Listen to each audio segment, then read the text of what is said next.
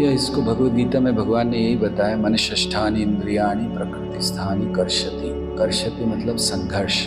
जब तक इस प्रकृति में है संघर्ष चलेगा। हम ये नहीं सोच सकते कि एक दिन आएगा जब कोई संघर्ष नहीं होगा। जब तक बाहर नहीं जाएंगे संघर्ष है।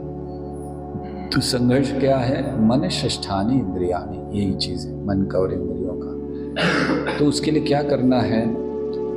ये चीज जानना है कि जो रिजल्ट है अर्थात जो इसका प्रभाव है वो कृष्ण दे सकते हैं, हम केवल संघर्ष कर सकते हैं। सो हमारा एक ऑथेंटिक जेन्युइन संघर्ष होना चाहिए, दिखावे का संघर्ष नहीं, जेन्युइन संघर्ष कि आज मेरे से ये हो गया, मैं नहीं करना चाहता था, गलत चीज या समय बर्बाद कर दिया मैंने, इच्छा नहीं थी, कल प्रयास करो, बिल्कुल नहीं करो। और उसके लिए मेहनत करें। जैसे हम उदाहरण दे रहे, एक डिवोटी को हमने देखा, काफ़ी सीनियर है वो, हमसे बहुत सीनियर थे। तो हम गए एक दिन सुबह मंदिर में बैठे थे, तो वो जप करने के लिए बैठे। तो जप करने के लिए जब बैठे तो उन्होंने अपने पास वाले को कहा, देखो मैं सो जाऊँगा, मुझे उठा देना। अभी इतने सीनियर थे कि वो घबरा गया लड़का कि इनको उठाएंगे कैसे? तो सीनियर्स हैं, सीनियर्स को तो नहीं उठाया ना, जूनियर को तो हम लोग मार दे, उठ क्या कर रहे हैं। सीनियर्स को तो नहीं उठा सकते ऐसे, सीनियर्स को तो। लेकिन उन्होंने कहा, क्यों? ये प्रयास है उनका, क्योंकि वो जानते हैं कि मैं जब मैं सो जाता हूँ किसी भी कारणवश शारीरिक कष्ट होगा, हमें नहीं पता किस कारण से, जो भी है, मतलब हम लोग तो बाहर से देखते हैं, अरे सो रहे थे, हो सकता है उनके शरीर में कुछ तकलीफ हो, जो भी, लेकिन उन्होंने स्वीकार किया और संघर्ष कर रहे हैं। तो क्या कर रहे हैं? अपने पास वाले को मेरे को उठा देना। वो ये नहीं कह रहे कि मैं सीनियर हूँ, रात में 12-1 बजे सोया हूँ तो मैं जब मैं सो सकता हूँ, कुछ नहीं। तो इस संघर्ष हमारा जरूरी है, जेन्युइन संघर्ष हृदय से कि मैं इस चीज के बाहर आना चाहता हूँ। तो कैसे संघर्ष? इससे क्या करना चाहिए? पहली चीज, हमें किसी की मदद लेनी चाहिए। जैसे हमने उदाहरण दिया, उन्होंने मदद ली कि मैं सो जाता हूँ, मुझे कृपया उठा देना, तो वो मदद ले रहे हैं। तो हमें पहली चीज किसी से मदद लेनी चाहिए, छुपाना नहीं चाहिए। कई बार हम अपनी कमियों को दूसरों को नहीं बताते, अच्छी चीजें तो बड़ा गुणगान करते हैं, हमने ये किया, हमने वहां प्रचार किया, हमने वो किया, और जो गड़बड़ कर रहे हो वो तो बिल्कुल किसी को नहीं बताते। तो छुपाना नहीं, तो हम सबसे पहले किसी की मदद लें। दूसरा, जो हमें गाइडेंस मिले उसको बड़ी कड़ाई से पालन करने का प्रयास करें।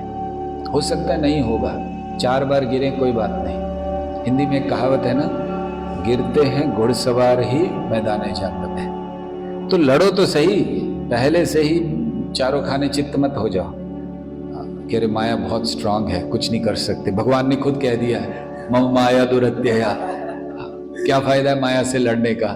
अरे भगवान ने ये भी तो कहा कि लड़ो, मैं हूं तुम्हारे साथ।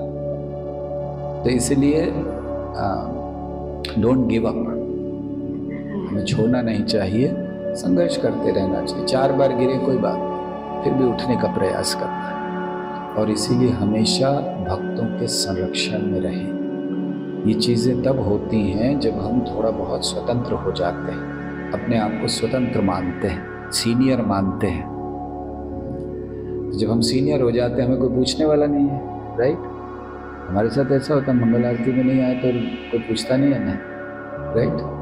क्यों? सीनियर हो गए भाई, अब उनको नहीं पूछना, अब वो मंगल आरती नहीं आए तो चलेगा, ऐसा नहीं है। सीनियर मतलब रोज आना चाहिए मंगल आरती, एक्चुअली वो सीनियर। तो इसीलिए हमें डोंट गिव अप, संघर्ष करते रहो। ठीक है, नहीं हो पा रहा, आपके मन में ग्लानि आनी चाहिए कि मैं नहीं कर पाया, लेकिन मुझे फिर से करना है। संघर्ष करते रहिए और फिर कृपा भगवान की आएगी। सबसे महत्वपूर्ण है, भगवान के समक्ष जाकर प्रार्थना कीजिए तीव्रता से, क्योंकि भगवान, हमें विश्वास होना चाहिए वो कर सकते हैं, हम नहीं कर सकते, इसलिए उनसे याचना। प्रभुपाद ऐसे ही किया करते थे ना। प्रभुपाद ने एक बार अपने भक्तों से कहा, माया मुझे छू भी नहीं सकती। तो सब लोग है ना, क्या स्टेटमेंट है, माया छू नहीं सकती। और अगले दिन भक्तों ने देखा भगवान के सामने खड़े हैं और ऐसे हाथ जोड़ के प्रभुपाद कह रहे, मुझे माया से बचाओ, मुझे माया से बचाओ। तो भक्त हैरान हो गए, बोले कल आप कह रहे थे माया छू नहीं सकती, आज आप प्रार्थना क्यों कर रहे हो जब माया छू ही नहीं सकती आपको? प्रभुपाद ने कहा क्योंकि मैं भगवान से प्रार्थना करता हूं कि मुझे माया से बचाओ, इसीलिए माया मुझे छू नहीं सकती। तो ये मार्ग है। Pray to Krishna. हरे कृष्णा।